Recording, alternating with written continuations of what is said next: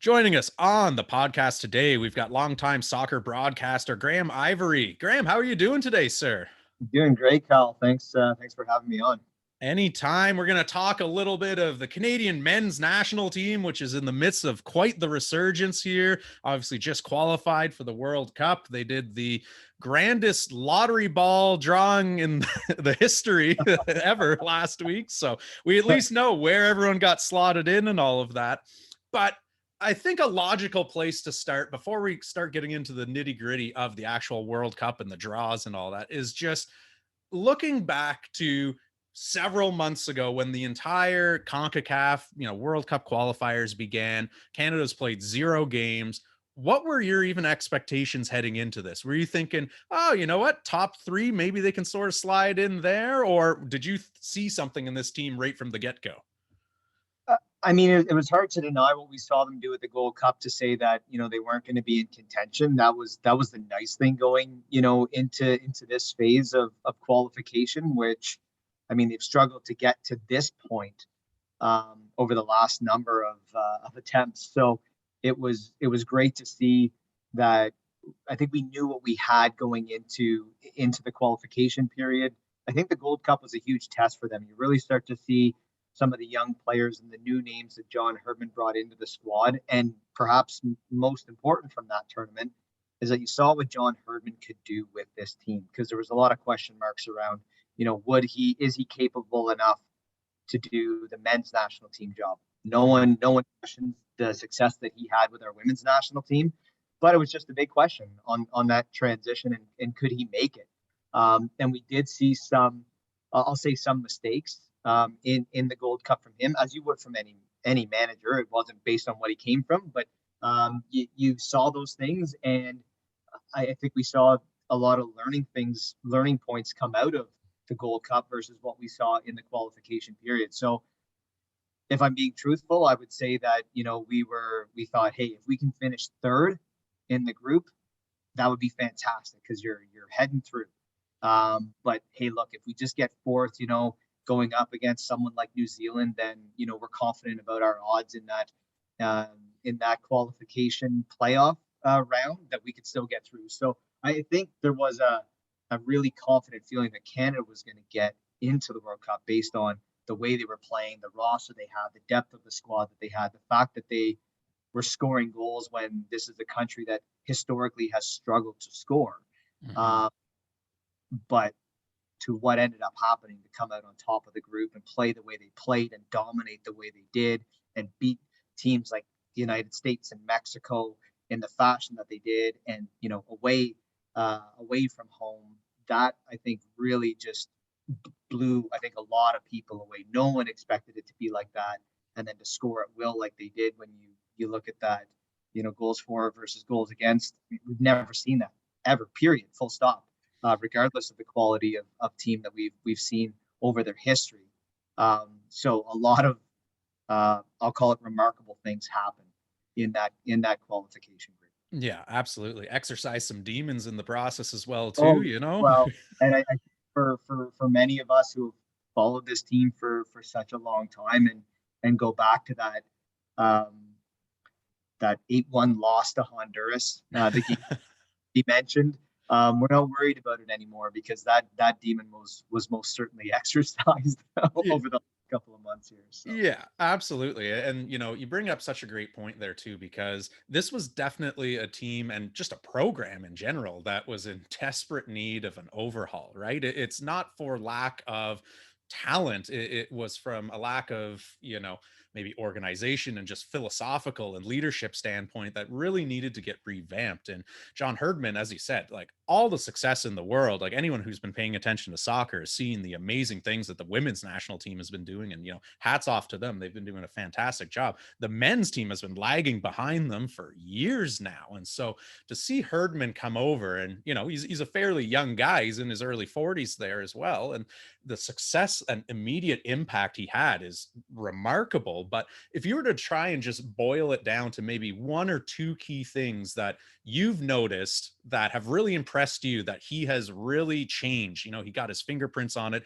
and really overhauled that aspect of the men's national team. Like, what are the biggest changes you've seen pre-Herdman to this current version that we're seeing compete? I think culture is number one, and I think the biggest part of culture is just belief, Hmm. right? He came in and he instituted this belief that they are better than how they're performing, to an individual, to a team, to a soccer nation, that they are better. So I think that was a huge piece of it. And then tactically, it's just Canada never played this way, right? You can go back over the years, and there were some good teams. Like, what was neat about winning that game in Toronto a couple weekends ago against Jamaica, and they had some of the men's national team alumni kind of serve as an honor guard for the players. And you think of some of the names that have played for this country, and I mean good players, and even a guy like Atiba Hutchinson, who's now captaining this current squad. Like, he's been through so much, but they never played the way that we're seeing them play now, and that's the way that the most successful countries, the most successful teams are playing the game today. That's just the way that you want to play the game, to be the most effective, to maintain possession, to play with pace, to play with control, to play with a purpose, not kick and run, knock it in there and press, that type of style, which is what we saw from Canada in the past. But the neat thing about Herdman is that coming into the men's program was not dissimilar to what he came in when he entered into the role with the women's program, because he took over a broken team Hmm. under Lena Marachi. There was a lot of problems there internally. They needed a culture change or refresh. Undoubtedly, they were still much better positioned in terms of their quality of players and their world ranking than what the men's team was like when he took over. But he he needed to change the dynamic in that team and the way they play, and he Hmm. did that. We've seen that with Olympic bronze, and eventually now leading to an Olympic gold medal, and just their performance at the World Cup stage on the women's side. And now it's just, honestly, it's been almost a seamless transition into that men's program, and he did it with a boatload of doubters. Yeah. There was a lot of critics, and now he's done something that no manager, and this for me is the most remarkable stat. I had no idea. I saw it kind of tweeted out after they qualified against Jamaica officially, that no manager has ever guided a women and men's national team to a World Cup. Yeah. That's incredible. Yeah. And there's amazing managers out there, both past and present, and no one has ever done that. And I think that is just that's so cool. Yeah. And you just see and he's able to do these things because of who he is, right? He is a very energized, a very passionate, a very driven man. But you take all of that and you're like, how is someone who is like that and has reached the highs that he's hit, and he's still so humble? Hmm. He is always first to credit the players, his staff, other people that have paved the way for this type of success, the fans, you name it. So it's you have to give so much credit to him, and that's not to discredit the players, but we've seen many teams in professional sports at large that have had just fantastic players, but they didn't have that one core piece of leadership, and that's their coach or manager to kind of help bring it all together in terms of the culture, in terms of the system of play. And he's unified them in a very special way, and which is why I think that they were able to qualify, and why I think they're going to go to Qatar. Um, and it's not just going to be like the last World Cup, in 86, 36 years ago, where it's like, oh man, we didn't even score and we weren't that good. It's going to be like, you know, he won't care. People want to take Canada for granted and say, oh, it's great that they're in our group. Carry on, Yeah. carry on. Keep doubting, and it just gives us more, more ammunition to do something special. And he will have this team ready, and you can just see from the way that they play together. This is a group this is a group of players that are committed to one another and the direction that they're trying to go in and the goals that they're trying to achieve. It's not 23 players that just happen to be Canadian that play all across the world, that show up, practice 3 or 4 times, and then have to play a game together. It's Mhm. it's a family, right? Yeah. And that's going to be like a game changer for their success on the world stage. Yeah. Well, I think a lot of eyes quickly turned and, started tuning in once Canada got off to that quick start in CONCACAF qualifiers. They're suddenly top of the table. They're flirting with, oh, all of a sudden we're right up there with the Mexicos and the USAs of the world. And then Alfonso Davies gets injured, gets sidelined for 3 months. At that point, I think a lot of fans went, okay, well, this is where we're really going to find out how strong of a team this is versus, okay, star power went down a little bit and now they're going to crumble. And as you say, maybe we're playing New Zealand in a play in or something here. But they really rallied as a team. And like you said, as a family to advance and overcome some of the deficiencies there because Alfonso Davies, obviously a world class player playing in some of the greatest leagues in the world, not an easy person to just snap your fingers and replace overnight. Who were maybe one or two players that impressed you the most once Davies went down and started doing the greatest goal reactions on Twitch we've ever seen there, watching from afar? Like, who stepped up the most, do you think, in his absence for this men's national team? Well, I mean, I think perhaps the biggest one was Sam Adekubi, and kind of playing into that spot, at left back, and then pushing up that left side that Davies does so well and is so dangerous in doing. Even though they're often playing kind of Davies in a more advanced role. I really liked how he stepped up his game. Richie Larea on the right side. I mean, we've seen what he could do previously, especially with Toronto FC. So you know what you had there, but I think just more was expected from him. For me, the one player, there's so much leadership on the team. You look at a guy like Junior Hoylett, who I thought really stepped up in those last series of game for Canada. But Stefan Eustachiou has just, for me, been the difference maker and a type of player that Canada hasn't had in a long time, probably since Julian de Guzman, and perhaps could rival, his quality as well. A guy that can just put his foot on the ball and kind of help direct the flow and the pace and the control of the game through the midfield. And that's a rare thing for any team, any country to have a quality player like that. And it was his play for me that really helped Canada control those games where they typically might be chasing or might lose control of, especially on the road, where Canada historically has struggled, right? Away from home, when you're going to El Salvador and you're going to Honduras and you're going to Costa Rica and Mexico. Not so much the U.S. because, I mean, you go to your hotel, you get a good night's sleep. You go to these other countries, they're still lighting off the fireworks, and you question whether you're going to eat the food, and all these things that have happened.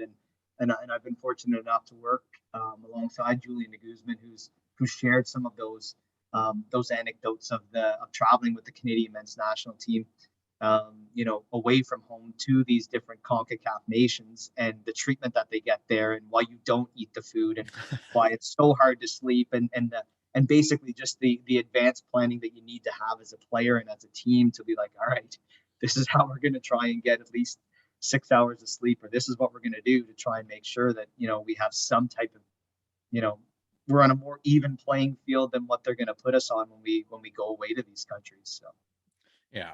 So obviously they qualify in record-setting fashion. They've never gone top of the table in CONCACAF before. So phase one complete. We're now qualified for the World Cup. Everyone tunes in and has to stay till the very bitter end as Canada's yeah, the last ping pong ball, of course, that gets pulled and ultimately gets slotted in Group F, right? So they're in there with Belgium, they're in there with Morocco, they're in there with Croatia. When you're looking at those other three squads, is this a good group to be in? Like, do you see a roadmap for them to advance, or do you think they're going to be in pretty tough given their opponents in that? yeah. I mean, I'll say this: I think when you're going to any World Cup, you're in tough, Mhm. right? No one gets there by mistake. Except for maybe you could say the host nation. But they're probably not going to be a slouch either. So you're going to be playing against really, really good teams. Um, you draw Belgium, second in the world. Uh, it's not going to be a cakewalk. I like that they draw them in their first game because you know the first game is always important.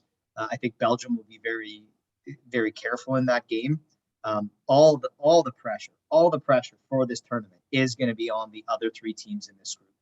Because when you look at the group on paper, you say, okay, yep, Belgium, Croatia, 1-2. That's what's going to advance here. But the fact is that I think Canada has a chance to take a point away from any of the games just based on the way that they play. Croatia is a team that 4 years ago and 8 years ago, we're the creme de la creme in Europe, and I mean, you still have a guy like Luka Modric who can put his foot on the ball and dictate the pace of the game and control things for them. So it wouldn't be an easy game, but with Canada's pace and energy, and you look like at the players like Kyle Larin and Jonathan David, as well as Alfonso Davies, who are leading the offensive charge for Canada, and like they're gonna score goals at this World Cup, right? And that is often the big thing is like, can you score? Can Yeah. you score? Because that is going to be a challenge, and I think they certainly are well positioned to score goals against any of the opposition. Um, and you never know. You pull a point out against Belgium. Now Belgium's all messed up, Yeah. right? They're like, oh boy, pressure is really on them. Like, and this is could be the end of the line for this team in terms of like the generation of players that they have in there. So the pressure is high on them to do something, and they've fallen short of the mark at both the Euros and at the recent World Cups. So the pressure will be on them for their next match, and what are they going to do? And I mean, they have to play Croatia, who again no slouch either. So if that game ends in a draw and then you beat Morocco, well, now it's a different story, and the pressure's all on everybody else to do something special. So the first game of the tournament is always the most important one. That's why no one wants to get behind the eight ball. They slow play it out. And John Herdman doesn't strike me as a slow play out type guy. Because I think ultimately for Canada at this tournament too, the one thing we have to remember, we're celebrating the fact we haven't been to a World Cup in 36 years, but that's a strength and a weakness. Mm-hmm. Strength, going to be amped up for it, right? We want to show all the work that we've done over these last 4+ years to get to where they're at now, and show the world that this is a soccer nation. At the same time, you don't have that experience of playing at that level. Like CONCACAF will pale in comparison to playing on an international stage like that against these type of countries. But Canada is also one of three host nations in 2026. So for me, regardless of what happens, what they do in this group stage and hopefully beyond will really just be a huge piece of this country developing and preparing itself to be a host nation of a World Cup in 2026. And when you look at the roster and you say, oh, well, how old's Jonathan David? 22. Liam Miller, he's 22. Kyle Laren's 26. Buchanan's 23. Davies is in his early 20s. Eustachiu's still in his 20s. Like all these guys that are still not in their prime are going to be there in 4 more years, right? Yeah. So this is a really, I think, important moment. I mean, it's easy to get caught up in, what can we do at the World Cup and can we advance? But I also see this. I mean, I want them to do well, but I also see this as a massive stone in that step forward for where this country's going to go. And I'm also thinking kind of 4 more years down the road when we get to have the World Cup hosted in this country along with the States and Mexico. Well, that's just it too. And it segues perfectly into my next question, which was going to be, those who have maybe just hopped on the Canadian men's national team bandwagon recently, which, is probably a good percentage of the viewers that have been going out. I mean, historically, they have a friendly against another country. Even on home soil, it's kind of a 50-50 split. Half the people are there just cheering on where their grandparents came from or wherever, right? Yeah. So, this given the fact that they've qualified now, we've got this swath of new fans who, are like you said, let's go out there, let's win it, let's advance, let's go on a deep run, this, that, and the other. But those who have been following this team for quite a while, as you were alluding to, like this kind of just feels like they're playing with house money at this point. Yeah, Oh, it's great that they want that they're there and all that, but the experience is going to serve them better long term. And in like we said, in the long run, if they go out there and they get a win against a Croatia or a tie against a Belgium or anything like that, hell, if they score a goal at the World Cup, they're already, setting some Canadian records there as well too. Like these are all things that are going to serve them really well in the future. So is this something where if you are the John Herdmans of the world that are taking this not just with a all right, we're focused on this tournament. Yeah, we want to do well, but also the long term strategic vision of this program. Is this really the year that you're holding out expectations for them to compete? Or, as you said, let's just see what happens this year, go out, have some fun, get some experience. But then 2026, that's really the window to compete. And you have some heightened expectations of how they fare there.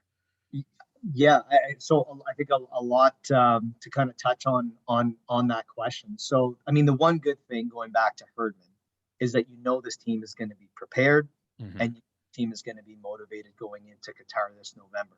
So, I fully agree. They are absolutely playing with house money. If they go there and they lose all three games, 2-1, 3-2, whatever, they're going to say, yeah, but what a tournament. And look how well we played. We took the world number two. We made them sweat. And, who knows, maybe Belgium goes on to the finals or wins it. And you say, hey, look, that was a team that we held to, a 2-1 loss or a 1-1 draw or whatever, right? So you have to certainly look at what you can take away from it. You don't want to look at that before you play those games. In retrospect, I think that's how they will look at this World Cup in Qatar. Um, but I still think they want to go there and they want to make a statement. They want to show, like I said, that we're a soccer nation. John Herdman wants to kind of put himself out there to say, by the way, I'm a pretty kick-ass coach, right? So, Yeah. take note, everybody, because he's a very proud person too. Don't get me wrong, and I know I said he's humble earlier, but you still want to sell yourself and sell your the program that you're building. I think that the neat thing to think about here is that you look at some of the players that are in the program now, and you're like, I never heard of this guy before, or how did this guy decide to play for Canada? Like Stefan Eustáquio could have played for Portugal. He'd be hard pressed to get into their men's national team program, no doubt. There's a very deep squad there, but Herman didn't just pick up the phone and say, "Hey, man, do you want to come play here?" Like there was a lot of conversation, I'm sure, that went through his agent and then went through the player. Junior Hoylett many years ago, before he picked Canada, was left with a decision: Do I play for Canada? Do I play for Jamaica? Where do I want to go? He had those options, as did many players um, in the squad. They could decide which country they wanted to kind of put their allegiance to in terms of their playing career internationally. So now we get to a point where these players that maybe were fringe players, they're going to want to play for Canada.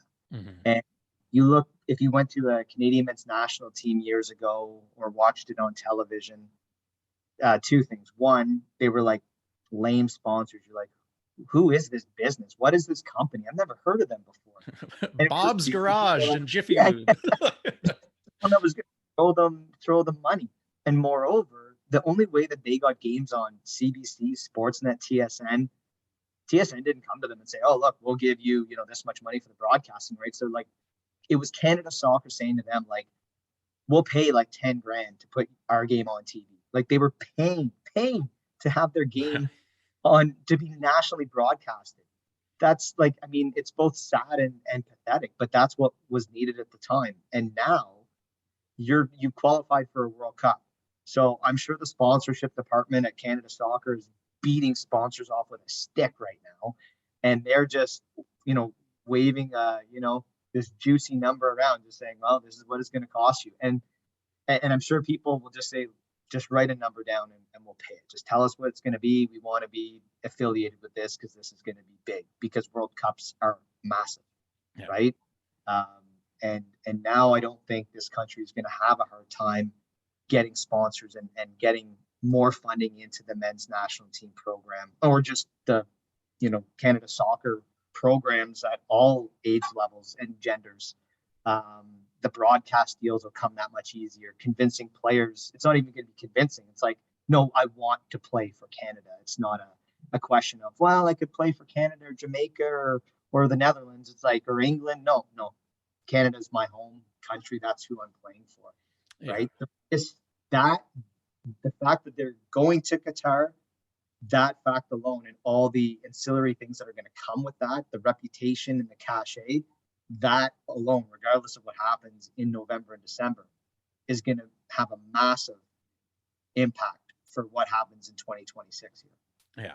Well, I think as North American sports fans here, we're a little bit sheltered in the sense that I think a lot of people that are going to tune into this are for the first time going to realize how global and how massive this World Cup truly is. Because, as you say, for years, since 1986, there's no Canadian team in it. And unless you've got some whatever Italian heritage or a Spanish grandmother, whatever, or you're a hardcore soccer fan yourself, Yeah. you might see some highlights here. Hey, maybe you throw it on in the background, but you're not emotionally invested in it, right? Whereas this year, especially with Italy not even making the World Cup, you got the famous Herdman quote. Maybe some of those Italian jerseys get put away for some red shirts this year. But I think it really is going to open the eyes to a whole generation of people who are used to seeing, the World Series or the Super Bowl, and these are the biggest things going. No, like the Super Bowl looks like a kid's birthday party in comparison to the numbers that the World Cup truly brings in. But we just don't see it because that's not broadcast across ESPN and TSNs and all of that quite in the same manner. So when you look at it, would it be fair to maybe even if we go to a grassroots level to kind of compare it to the Raptors NBA championship and how all the way down to 6-year-olds that next year you saw like 400% increases in kids signing up for basketball and explosions of sponsorship dollars getting poured into it. Like, is that sort of the same vibe you're getting right now with we're about to see a real landmark moment in Canadian soccer unfold?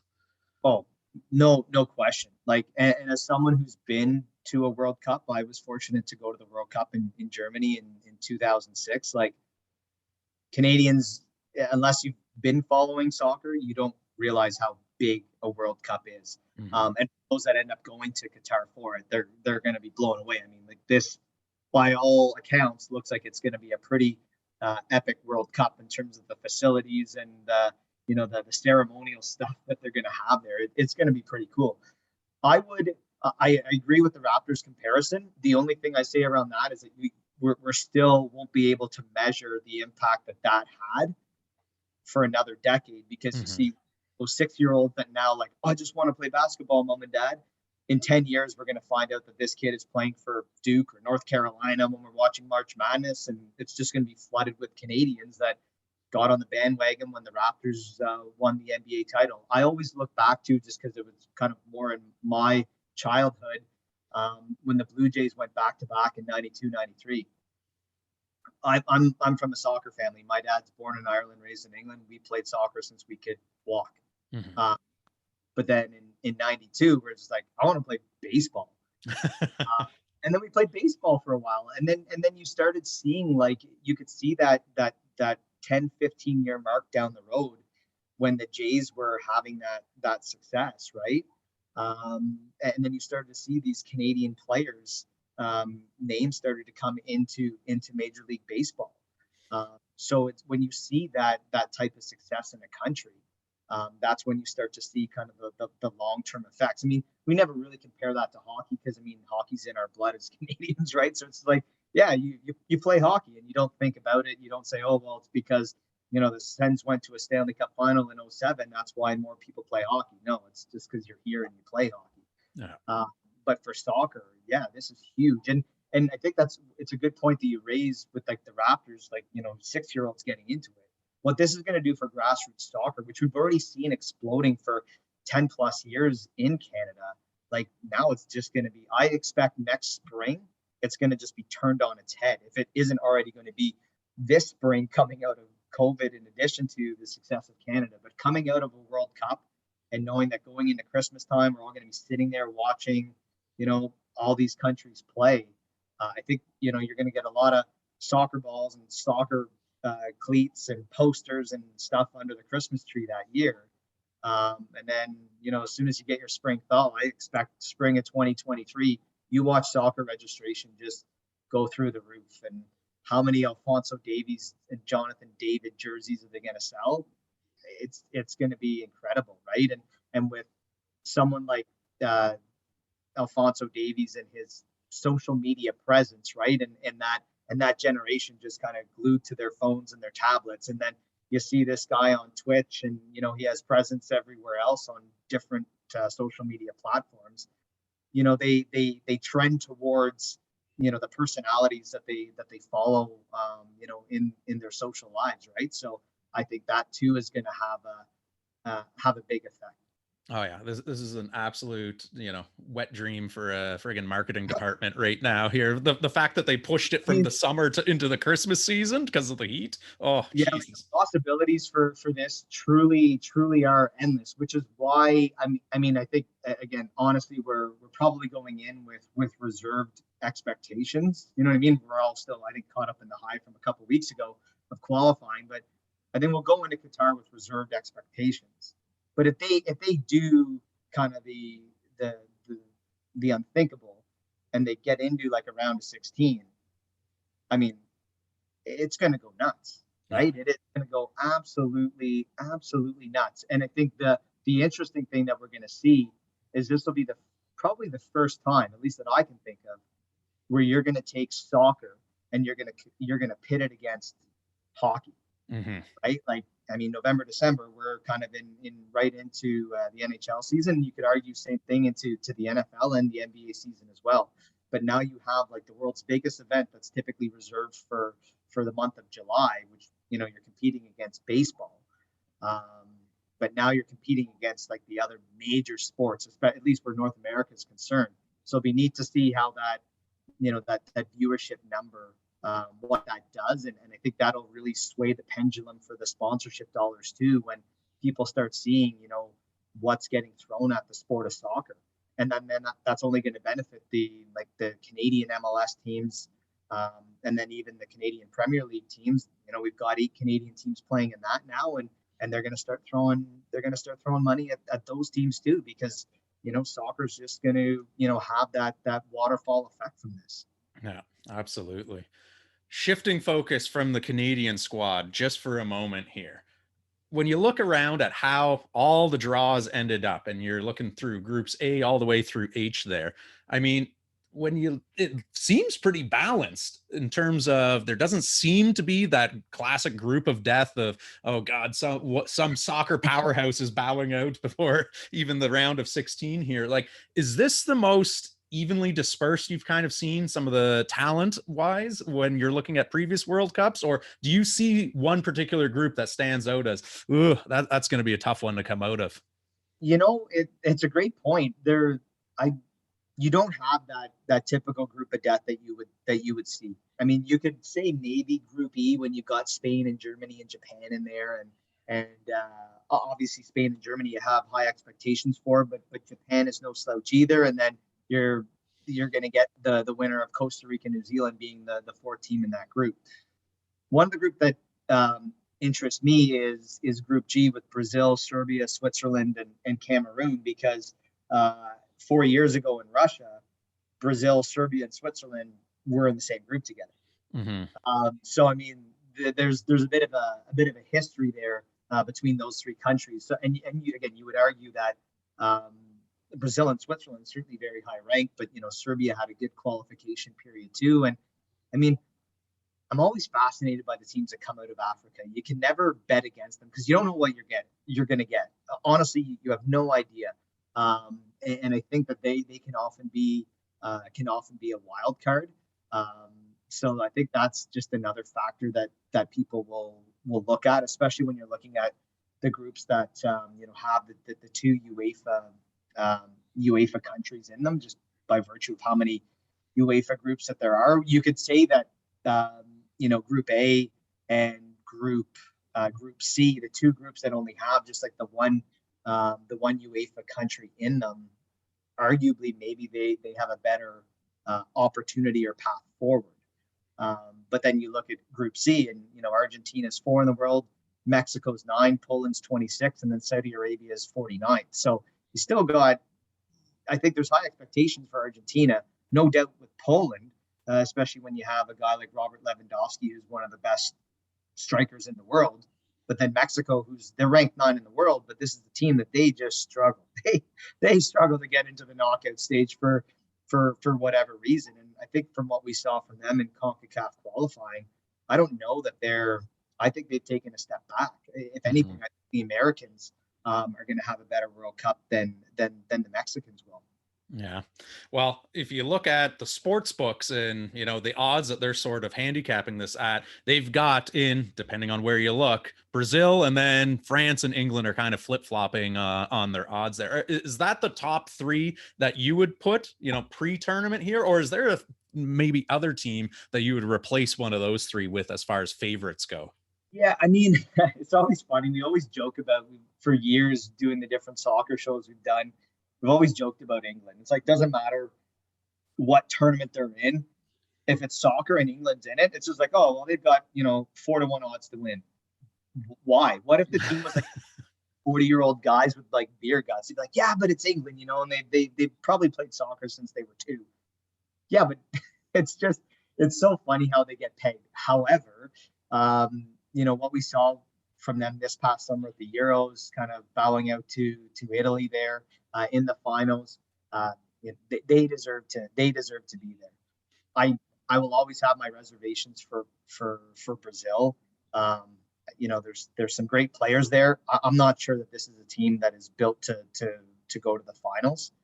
And everyone says, "Oh yeah, but you forget they're playing in Qatar." I'm like, they're playing in air conditioned stadiums. All right. I remember the first I got into, which was the '94 USA World Cup. I was only 6 when the Italia World Cup happened in 1990, so I only remember parts of it. But I remember '94 USA and just the heat. The heat was like such a devastating thing, and there were countries like Germany that had high expectations to do well that were just wilting in the heat at like Foxborough Stadium because it was so hot they couldn't handle it. So they were playing a country like South Korea or even the Mexicans. They were turning teams inside out. The African teams, Cameroon had a great World Cup in '94. Not as good as what they did in the '90 World Cup, but just because they could handle that, they could withstand that. It's not going to matter in Qatar. You're playing like in an indoor stadium, whatever. So I don't think there's a home field advantage for anybody. Um, France, I mean, you look at what they have, especially their attacking, um, the front three, their front six, even. I think France is in there with any World Cup, and I've said this many, many times. I'd never bet against the Germans. Mhm. They always seem to find a way in these international tournaments to get it done. They have a new manager in there now, and I think it was important to have a bit of a changing of the guard for them. So I think Germany has to be considered in there, and it's really hard. Like Belgium, last I looked, they I think had 11-1 odds to win, and they're the world number 2, whereas Brazil had like 5-1 odds, and they're the world Mhm. number. So it's weird that you see like that discrepancy there, but it's just because they have kind of failed to meet, uh, expectation from what people would expect of a team ranked as high as they are. And I mean, sometimes those rankings, it's like, well, you're getting points for your qualifying region, perhaps, right? So you're not necessarily playing against the higher caliber teams in my mind. But it is hard to argue with some of those odds. But you'll have a manager like John Herdman that would say, "Hey, give me 1,000-1 odds," and that's just more ammunition for his pregame speeches. But the other factor too, I think, to your earlier point, is that there is no group of death, right? Mhm. Which can often kind of affect things. Like as it is right now, the top nations in terms of how they're ranked in their group, they look well positioned to kind of advance through, kind of in 1-2. But then it just depends on, are you 1 or are you 2? Because that round of 16 game just became that much easier or that much more difficult for you. Yeah, absolutely. All right. Final question before we let you go here. And we'll make it a little bit easier on you. It will take away the ability for you to be a homer. We'll say you can't pick Canada, even if you wanted to. But if you had to pick the favorite heading into this, gun to your head, and you had to put your own money on the line, who would you wager on for this World Cup Qatar 2022? Yeah, so this would wind up my buddy AJ Jackie back because he gets mad when I pick England. And most of the time I do it just to wind him up. But I mean, really, with the way that what we've seen from England over the last couple of tournaments, the way that they perform, um, it's a really hard country to bet against them. And again, depending on how the other groups finish, they could have a pretty reasonable path um, to the finals. And I honestly I don't see it with Belgium. I really don't see it with Brazil. I don't see it with Argentina. These are just countries that I find they're they seem to struggle. I think their ranking is overinflated. Mhm. Uh, and it's been, you could say it's been a long time coming for England, much like it was for Canada to get to a World Cup. Um, but the one stat that a lot of my father's family do live in England, so my cousin messaged me and said, "Hey, the last time that England played on the opening day of the World Cup was 1966, and that was the year they won it." So um, we'll go with that. But while I'll be supporting them from a family perspective, it's Canada all the way. And even when they do bow out, I'll still be wearing my Canadian colors the whole way through because I'm just honestly there's no words to describe the feeling. I was fortunate to be in Toronto when for that game against Jamaica, and that was a very special moment to be part of. And just having been involved in the sport for so much of my childhood and working in it through my adult life, it's amazing to see, and I'm so pumped for Qatar. And if my lottery gets called to buy tickets, then I might even find my way over there. So Well, there you go. We'll see if history repeats itself for your English family members there. But if not, like you said, it's been nearly 4 decades in the making for Canada. So seeing the national colors on the world's biggest stage will be an exciting moment for sure. Graham, we appreciate you coming on. Thanks so much for talking all things soccer with us today. it's always a pleasure. I love the game and love talking about it. So thanks, Kyle.